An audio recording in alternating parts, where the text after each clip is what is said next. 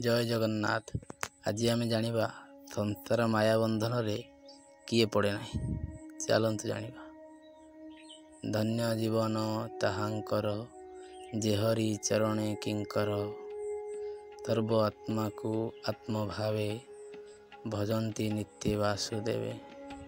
ଏମନ୍ତ ଭାବେ ଯେ ଭଜଇ, ଏ ମାୟା ତାକୁ ନ ଲାଗଇ। ଅର୍ଥାତ୍ ସଂସାରରେ ସେହିମାନେ ବଡ଼ ସୌଭାଗ୍ୟଶାଳୀ ଓ ଧନ୍ୟ ହୋଇଥାନ୍ତି। ଏହି ସଂସାରରେ ସକଳ ଲୋକର ସ୍ୱାମୀ ଭଗବାନ ଶ୍ରୀକୃଷ୍ଣଙ୍କ ପ୍ରତି ସର୍ବାତ୍ମ ଭାବ ରଖିଛନ୍ତି।